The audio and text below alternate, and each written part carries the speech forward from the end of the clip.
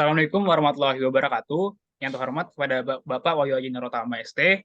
Perkenalkan, kami dari kelompok 8 akan mempresentasikan hasil kerja kami mengenai Atomic Force Microscope atau AFM. Next. Berikut ini adalah anggota tim kami. Pertama ada Isa Aziza, kemudian Dava, Dea, dan juga saya sendiri Ilham. Next. Ini merupakan outline-nya. Pertama kami akan menjelaskan prinsip dasar, kemudian kelebihan dan kekurangan, perkembangan, studi kasus, dan juga referensi. Next. Yang pertama ada pendahuluan. Jadi, Atomic Force Microscopy atau AFM merupakan alat untuk mendapatkan gambaran permukaan material pada resolusi yang sangat tinggi dalam skala ukuran nanometer. Selain itu, AFM dapat mengukur gaya pada skala nanonewton. AFM memungkinkan pengukuran yang akurat dan juga non-destruktif dari sifat topografi, listrik, magnetik, kimia, optik, mekanik, dan lain sebagainya. Dari permukaan sampel dengan resolusi sangat tinggi di udara, cairan, atau vakum yang sangat tinggi. Gambar di bawah ini merupakan gambaran dari AFM dan juga skala yang dibutuhkan untuk AFM. Next. Ini adalah prinsip dasar dari AFM, di mana pergerakan tip diamati dengan menggunakan bekas laser yang dipantulkan ke fotodetektor. Kemudian, voltage diberikan untuk menggerakkan piezo ke atas atau ke bawah untuk menjeda agar defleksi atau amplitude arus yang konstan. Next. Ini atau fotodiode atau di mana alat ini berguna sebagai pengubah cahaya menjadi arus listrik. Next. Oke, jadi lanjut di sini ada advantage of the instrument. Jadi yang pertama itu kelebihannya adalah preparasi sampel yang relatif mudah. Kedua, informasi ketinggian yang cukup akurat. Ketiga, pengukuran dapat dilakukan pada lingkungan vakum, di udara, dan di dalam larutan. Nah, AFM ini sangat baik digunakan untuk deteksi sel dan sampel biologi lainnya tanpa membuat sel biologi tersebut menjadi kering, sehingga dapat digunakan untuk mempelajari makhluk hidup. Nah, yang selanjutnya mampu menampilkan gambaran permukaan sampel secara 3 dimensi, lalu hasil pengukuran sudut sangat akurat, dan yang terakhir AFM tidak memerlukan perawatan khusus seperti melapisi dengan karbon dan lain-lain yang dapat menimbulkan perubahan irreversible ataupun kerusakan pada sampel. Oke, selanjutnya ada disadvantage of the instrument. Jadi kekurangannya itu yang pertama ada keterbatasan pada rentang pengukuran vertikal, adanya keterbatasan pembesaran, lalu data tidak dapat dilepaskan dari tip atau sampel dapat rusak, lalu AFM hanya dapat menampilkan gambar yang ukurannya sangat kecil atau skala atom. Jika AFM mendapatkan benda uji yang cukup besar, maka AFM tidak dapat menampilkan gambar. Nah, gambar pada AFM dapat dipengaruhi oleh histeresis dari bahan piezoelektrik dan crosstalk antara X, Y, Z sumbu yang mungkin memerlukan perangkat tambahan berupa perangkat lunak dan penyaringan. Nah, AFM memiliki pemindaian sangat terbatas. Secara tradisional, mikroskop gaya atom ini tidak dapat memindai gambar secepat mikroskop elektron. Nah, yang terakhir itu harga AFM ini relatif mahal, yaitu sekitar $26.450 hingga $55.795.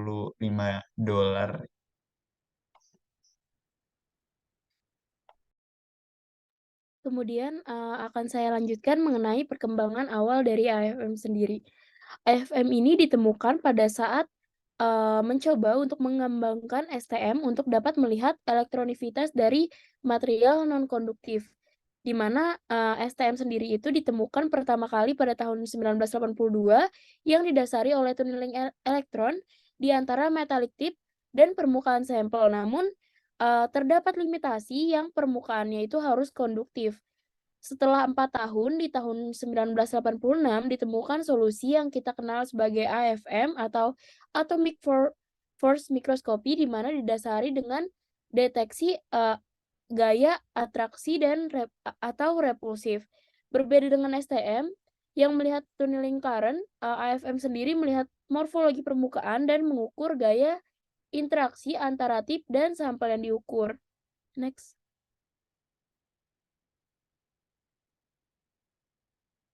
Kemudian, AFM biasanya dioperasikan dalam kontak mode atau tapping mode, di mana seringkali digunakan untuk melakukan karakterisasi dari permukaan material berskala nano.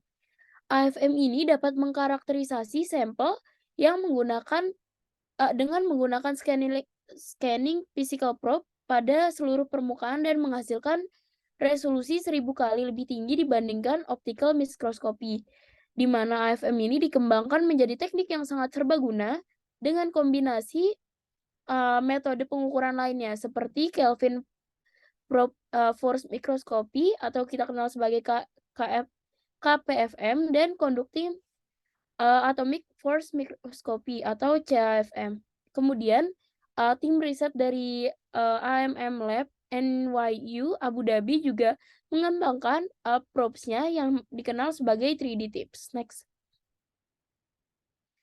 Kemudian untuk mengenal Kelvin Force Microscopy, ini pertama kali pada tahun 1898 diusulkan oleh Kelvin, di mana dia sebuah metode untuk menentukan perbedaan kontak potensial antara metallic plate dan sampel.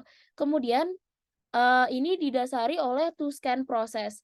Pada pemindaian pertama topografi dari permukaan diperoleh menggunakan tapping mode di sepanjang single line profile, di mana setelah itu eksitasi mekanis cantilever ini dimatikan dan pemindaian kedua dimulai kembali dengan ketinggian tertentu di atas permukaan sampel, sehingga dia dapat merekam local variation dari contact potential difference. Fungsi kerja dari sampel ini dapat dihitung ketika fungsi kerja tip itu diketahui dari melakukan scanning reference sample. Next. Kemudian pada CAFM biasanya digunakan untuk menganalisis local variation di dalam arus sampel, di mana pengontrol AFM ini digunakan untuk menerapkan bias CDC ke substrat selama pengukuran dilakukan, di mana tipnya ini terhubung melalui low noise current amplifier ke AFM controller sehingga dapat mengumpulkan karakteristik arus dan tegangan. Next. CFM ini merupakan salah satu metode karakterisasi konduktif dalam skala nano yang memiliki powerful current sensing teknik yang sedikit berbeda dari AFM, yaitu terdapat 3 perbedaan yang mencolok, di mana probe tip ini harus konduktif, menggunakan sumber voltage untuk mengaplikasikan perbedaan potensial di antara tip dan sample holder, dan membutuhkan preamplifier untuk konversi si current signal ini ke voltage untuk dapat dibaca oleh komputer. Kemudian berbeda dengan KPFM yang telah dijelaskan sebelumnya, itu menghasilkan pemetaan 3D mapping dari surface electric potential dan mengukur fungsi local work. CFM ini menghasilkan current map, di mana metode ini merupakan salah satu cara yang paling sederhana yang seringkali digunakan untuk mengkarakterisasi electrical properties dengan menerapkan voltage di antara sampel dan CFM probe ini. Next. Kemudian seperti yang dimention sebelumnya, dikembangkan sebuah probe bernama 3D tips yang terdiri probe AFM sendiri terdiri dari cantilever beam dengan miniatur tip di ujung yang merupakan core dari teknologi AFM yang dapat merasakan sampel melalui gaya attraction dan repulsion, di mana biasanya secara komersial dia terbuat dari silikon dengan proses manufaktur semikonduktor konvensional yang dibatasi oleh desain 2 dimensi dan langkah produksi yang panjang, di mana menghasilkan sifat probe ini kaku, rapuh, dan tidak ideal untuk melakukan probing pada material yang lunak. Dengan menggunakan pencetakan 3D two-photon polimerisasi, dihasilkan 3D tips ini yang lebih lembut dibandingkan tips berbasis silikon, sehingga berdasarkan sifatnya akan lebih cocok untuk mengaplikasikan AFM kepada material-material yang membutuhkan interaksi lembut. Dengan sifat ini memungkinkan juga untuk pemindaian 100 kali lebih cepat dibandingkan tips silikon biasa dengan dimensi serupa. Next. Oke, selanjutnya akan dilanjutkan oleh teman saya. Baik, selanjutnya terkait studi kasus ini ya, studi kasus yang pertama ada dari sebuah paper di mana intinya ini karakterisasi permukaan pada film yang tipis pada alloy metal menggunakan AFM. Bisa di next. Nah, selanjutnya terkait sampel yang dikarakterisasi, ini ada alloy dari FAAG Thin Films dan ada 4 sampel yang 4-nya ini dibedakan dari nilai impact pattern-nya. Sederhananya nilai IPT ini tuh yang membedakan itu hanya dari tahapan preparasi atau pembuatan dari sampelnya. Karena kan sampelnya itu dibuat dari ini ya, pulse laser deposition. Nah, tahapannya itu ada yang berkaitan terkait frekuensi dan juga kecepatan rotasinya. Nah, makanya nilai IPT itu didapat dari nilai frekuensi sama kecepatan rotasi tadi. Bisa di next. Nah, terkait AFM yang digunakan dan tujuan karakterisasinya, kan mode dari AFM ini tadi udah disebutkan sama saya ada beberapa ya. Ada konteks sama tapping, dan selanjutnya sebenarnya ada non konteks juga. Nah, di sini yang digunakan ada konteks sama tapping modes, dimana kalau yang kontak mode itu digunakan untuk menghasilkan gambar topografi dan dapat menggambarkan morfologi permukaan dan kualitas dari si filmsnya. Sedangkan kalau tapping mode-nya ini digunakan untuk memperjelas atau membedakan komposisi butir nano dari sampel. Terus terkait tujuan karakterisasinya sendiri, ini untuk mengetahui hubungan antara ukuran butir, distribusi, dan sifat magnetik dari alloy FeAg, di mana parameter untuk mempelajari sifat ferromagnetit atau magnetiknya ini tuh diperoleh dari perbedaan nilai IPT tadi pada sampelnya. Jadi sederhananya nilai IPT ini dapat mempengaruhi sifat ferromagnetit dari sampel. Bisa next. Oke, selanjutnya langsung aja masuk ke hasil karakterisasinya. Jadi ini ada menghasilkan ini ya, 4 gambar A, B, C, dan juga D. Di mana yang A itu dinilai 60 IPT, terus yang B itu 80, C 100, dan yang D itu 150. Nah, dari 4 gambar ini kan ini ya, dari ini kan dikarakterisasi di permukaannya. Nah, ini bisa dilihat juga kekasaran dari permukaannya, di mana kan ini ada kayak yang benjol-benjol, terus ada yang benjolannya banyak banget, ada yang benjolannya dikit. Itu nilai dari kekasaran permukaannya. Jadi kayak semakin banyak benjolannya berarti semakin kasar permukaannya. Nah, terus kalau misal berhubungan sama nilai IPT-nya itu semakin tinggi nilai IPT, semakin kecil juga nilai kekasaran permukaan yang bisa dilihat yang di gambar D. Itu kan kayak benjolannya kalau misal dibandingin di gambar A kan lebih sedikit ya, makanya jadi lebih kasarnya lebih kecil. Terus nilai kekasaran ini tuh menandakan bahwa adanya homogenisasi pencampuran yang lebih merata. Jadi FeAg-nya tuh lebih homogen. Makanya dia kekasarannya juga lebih kecil itu. Bisa di next.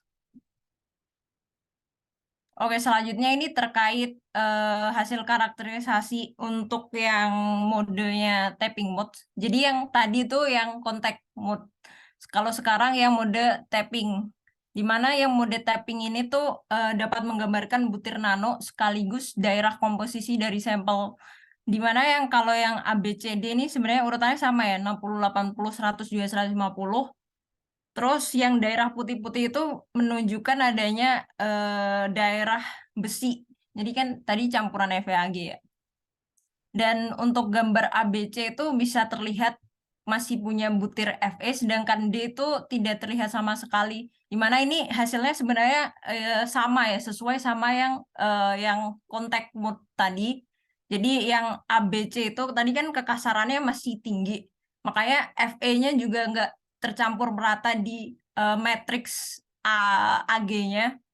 Makanya dia masih banyak Fe yang apa ya istilahnya di komposisi matriksnya itu masih banyak Fe-nya, jadi belum merata.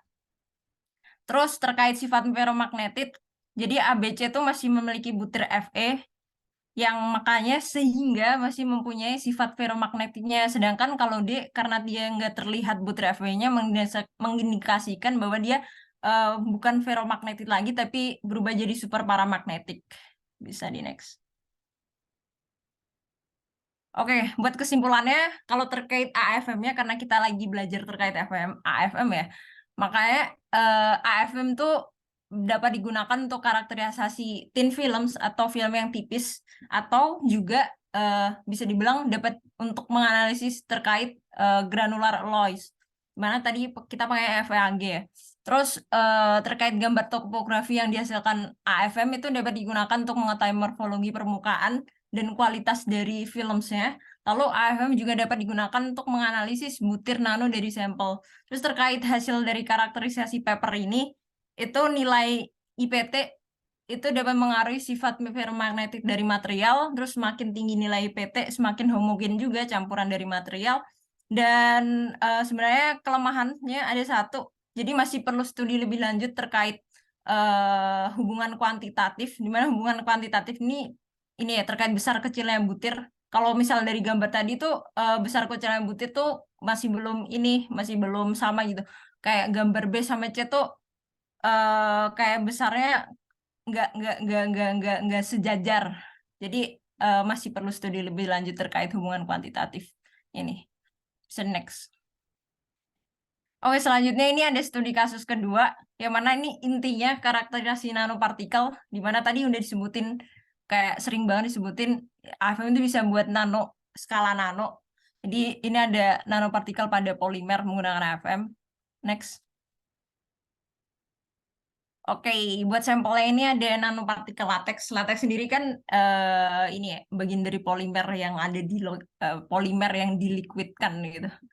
Nah, ini ada 4 sampel yang mana dibedakan dari monomer dan juga proses pengeringannya. Di next saja.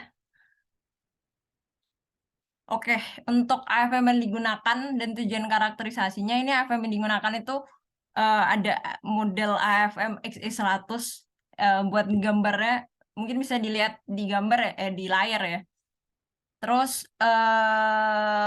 dengan menggunakan AFM ini harapannya bisa diperoleh visualisasi 3D dan juga informasi terkait sifat fisik seperti ukuran partikel, morfologi, tekstur permukaan, dan juga nilai kekerasan.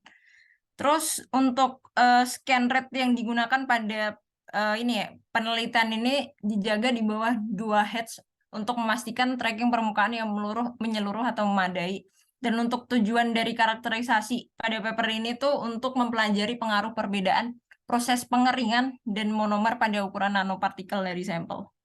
Next. Oke, mungkin ini terkait hasil karakterisasinya. Jadi bisa dilihat di mana ini hampir sama ya sama studi kasus yang pertama, di mana bisa dilihat nilai kekasaran, terus ukuran partikelnya juga terlihat, di mana ini ada yang untuk yang gambar A sama B. Ukuran partikelnya ada yang 29,77, ada yang 33,82, 20,92, dan seterusnya. Bisa next. Ini buat hasil yang ini ya, slow drying proses yang lambat. Jadi intinya dari 4 gambar tadi didapatkan morfologi permukaan dari sampel, di mana dari morfologi ini dapat diketahui pula ukuran rata-rata partikel dan juga aglomeratnya. Next. Oke, ini buat hasil karakterisasinya. Jadi biar ini apa tuh namanya nggak bingung kalau misalnya dari gambar. Kalau dari tabel ini ya itu tadi bisa dilihat dari rata-rata partikel ukurannya, terus aglomeratnya dan juga nilai kekasarannya. Next. Oke, mungkin bisa langsung masuk kesimpulannya. Jadi intinya AFM ini tuh dapat digunakan untuk karakterisasi nanopartikel, serta dari karakterisasi tersebut dapat memberikan informasi sifat fisik material terkait ukurannya, morfologi, tekstur permukaan, sama kekasarannya. Kalau misal dari hasil paper ini, karakterisasinya itu didapatkan bahwa proses pengiringan itu memberikan pengaruh pada ukuran partikel lateks. Jadi proses pengiriman lambat memberi hasil yang optimal. Terus banyak monomer juga memengaruhi ukuran partikel, dan perbedaan banyaknya monomer juga memberikan morfologi atau kasaran di permukaan yang berbeda pula pada sampel. Next. Oke, ini referensinya digunakan. Next. Baik, sekian presentasi dari kelompok 8. Kurang lebihnya mohon maaf dan terima kasih.